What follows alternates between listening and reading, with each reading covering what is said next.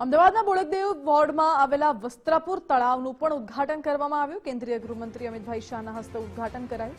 વસ્ત્રાપુરના Narsinh Mehta તળાવનું redevelopment કરવામાં આવ્યું છે। ₹12.49 કરોડના ખર્ચે આ તળાવનું રીડેવલપમેન્ટ કરાયું છે, જે હવે લોકો માટે ખુલ્લું મૂકવામાં આવ્યું।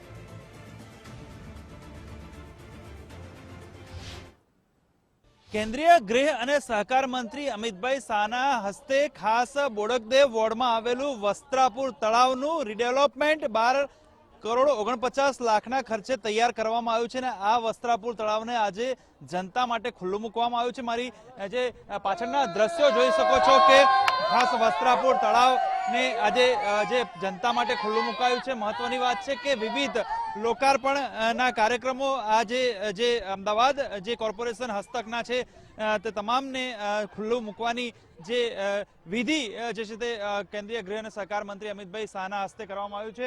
ખાસ 12.49 કરોડના ખર્ચે તૈયાર કરેલું આ ભક્ત નરસિંહ મહેતા તળાવ છે વસ્ત્રાપુર ખાતેનું અને આ અદ્યતન અને સુશોભિત તળાવને ફરી રીડેવલપમેન્ટ કરીને જે જનતા માટે ખુલ્લું મુકાયું છે। મહત્વની વાત છે કે આ જનતા માટે ખુલ્લું મુકાયા બાદ અહીં લોકો નિહાળશે અને ખાસ લવેબલ લેક સિટીમાં ફરી એક વધારો થયો છે અને ખૂબ સુંદર આ તળાવ તૈયાર કરવામાં આવ્યું છે। કેમેરા પર્સન મનીષ દવે સાથે સચિન કડિયા, ગુજરાત ફર્સ્ટ, અમદાવાદ।